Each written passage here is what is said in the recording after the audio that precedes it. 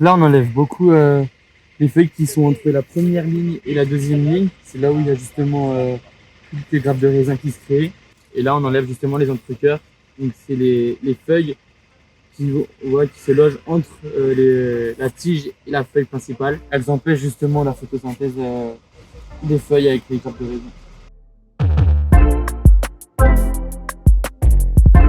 Je m'appelle Charlie Estour, je suis étudiant au lycée Saint-Ambroise à Chambéry et en ce moment je suis un job d'été dans le domaine genoux à Arbin, à 20 minutes de route de Chambéry, où je travaille dans les vignes pendant 3 semaines.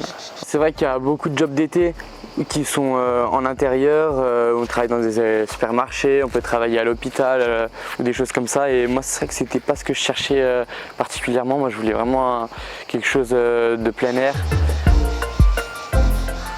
Je me lève à 6 h du matin pour prendre le train à Chambéry. C'est à peu près une demi-heure de trajet entre le train et le vélo pour venir jusqu'ici.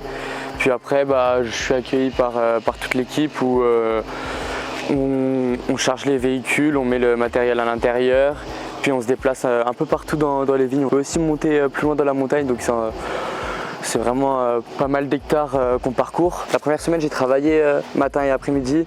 Puis là, depuis 2 semaines, je travaille plutôt que le matin pour pouvoir me reposer un peu l'après-midi, parce que c'est sûr que c'est un métier plutôt physique.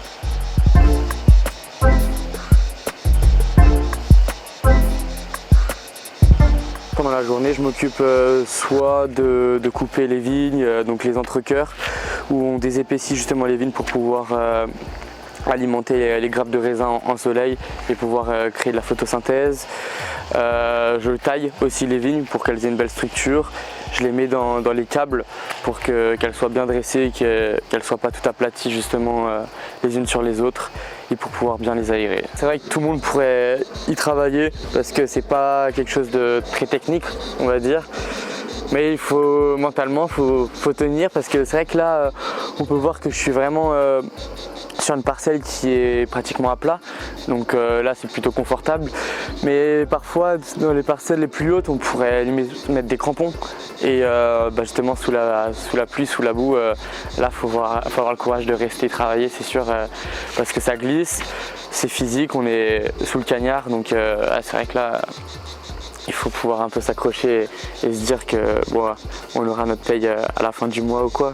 J'ai cette impression d'avoir un vrai travail et de justement faire comme les adultes le font, d'avoir un planning, de voir malgré les envies de faire autre chose, d'aller travailler et justement de gagner de l'argent pour pouvoir en bénéficier plus tard. Ouais, c'est vrai que les jobs d'été nous font penser à ça, c'est un avant-goût, on va dire.